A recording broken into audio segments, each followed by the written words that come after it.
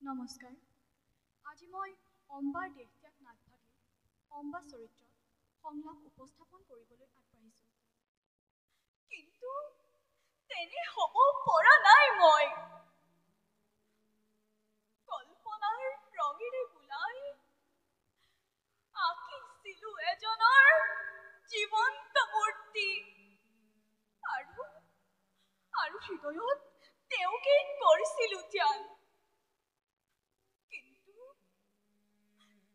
কিন্তু নিষ্ঠুৰ কি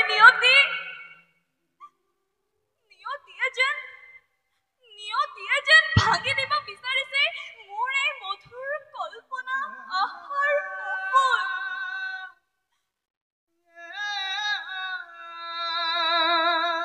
স্বপ্নৰ মাজে মাজে দেখা দিয়ে কৃষ্ণপৰ্ণ ঋষিয়ে কৈ গল কানে কানে মই কেন অগ্নি কন্যা বিপদে চলি আছে চকুমুখ সকলোতেই মোৰ জানো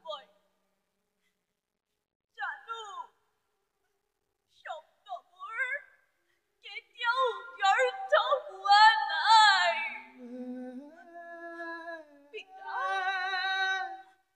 পিতা ক্ষমা কৰিবা কন্যাক তোমাৰ।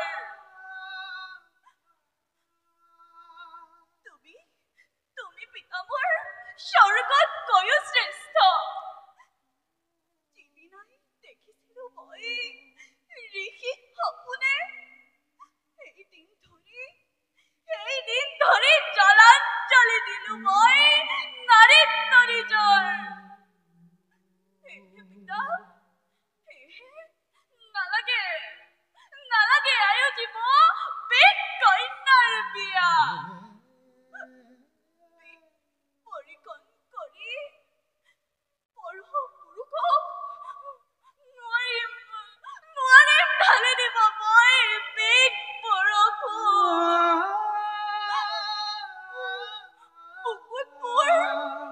বুকুতবোৰ টপ টপকৈ জ্বলি উঠা একুৰা প্ৰচণ্ড বহ্নি।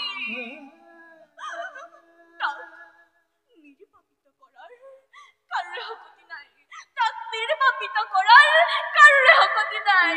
সেয়েহে পিতা বন্ধ কৰা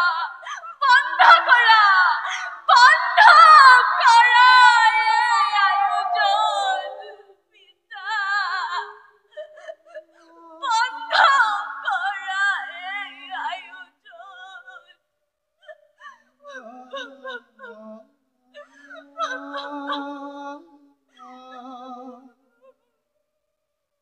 হে মহেশ্বৰ, জীৰ্ণ তনুবোৰ জৰ্জৰিত।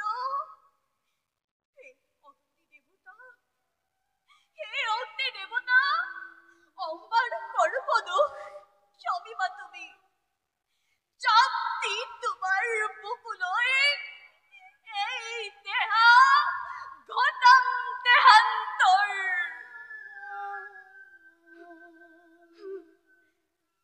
তপকৈ জ্বলি উঠ অনল, তপকৈ জ্বলি উঠ। তোৰ শিখাই গগন ব্যাপী মেলক বিৰিঙতি। অম্বা মই চিৰহিতা চিৰ বৈৰী মহাভাৰতৰ।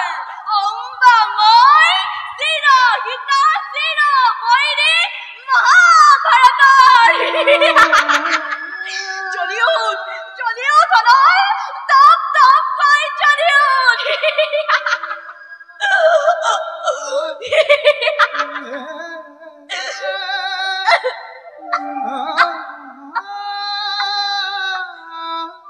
ধন্যবাদ। জয় গুৰু শ্ৰীমন্ত শংকৰ জয়।